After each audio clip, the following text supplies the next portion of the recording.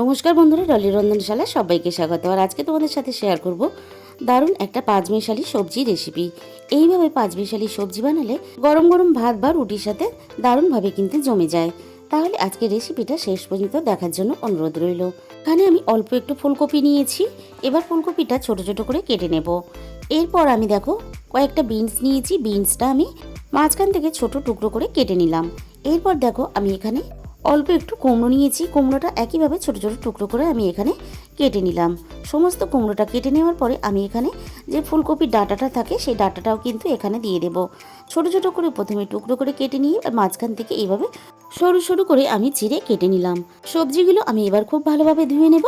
শুকনো কলায় আমি দিয়ে দিলাম অল্প একটু সাদা কালো সর্ষে আর দিয়ে দিলাম অল্প একটু পাঁচফোড়ন।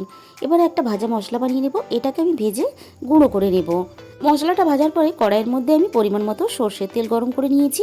এরপর ফোড়নে দিয়ে দিলাম অল্প একটু পাঁচফোড়ন আর দিয়ে দিলাম তেজপাতা। হালকা একটু ফোড়নটা নাড়াচাড়া করে নেব। এরপরে আমি এখানে প্রথমে কেটে রাখা আলুগুলো দিয়ে দেব। প্রথমে আমি আলুটা খুব ভালোভাবে নাড়াচাড়া করে লালচে করে ভেজে নেব। আলুগুলো খুব সুন্দর করে ভেজে নেওয়ার পরে আমি কেটে রাখা সবজিগুলো দিয়ে দিলাম। আর সাথে আমি অল্প একটু পুঁই শাকের মিটুলিয়ে দিয়ে দিলাম।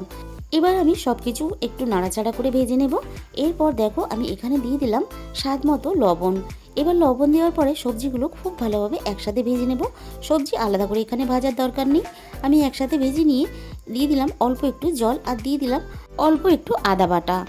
এবার দিয়ে দিলাম হাফ চামচ পরিমাণ হলুদ গুঁড়ো আর দিয়ে দিলাম হাফ চামচেরও কম ঝাল লঙ্কার গুঁড়ো আর দিয়ে দিলাম 1 চামচ পরিমাণ জিরের গুঁড়ো আর দিয়ে দিলাম স্বাদ মতো চিনি। খুব বেশি লঙ্কার গুঁড়োটা এখানে দেওয়ার দরকার নেই, কারণ নিরামিষ তরকারি খুব বেশি ঝাল হলে ভালো লাগে না। মশলার সাথে সমস্ত সবজিগুলো খুব ভালোভাবে আমি এখানে কষিয়ে নিয়ে আমি দিয়ে দিলাম প্রয়োজন মতো সিদ্ধ হওয়ার জন্য জল। সমস্ত সবজিগুলো এখানে খুব ভালোভাবে আমি সিদ্ধ হতে দেব। আর আমি এখানে দিয়ে দিলাম কাঁচা পাকা 2টো লঙ্কা। সমস্ত সবজিগুলো আমার খুব ভালোভাবে এখানে সিদ্ধ হয়ে গেছে।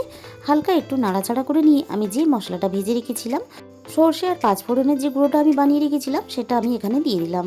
এইভাবে মশলা বানিয়ে তোমরা একবার খেয়ে দেখো। তোমরা যখন রান্না করবে তখনই কিন্তু এটা বুঝতে পারবে কতটা সুন্দর তরকারির একটা সুগন্ধ হয়।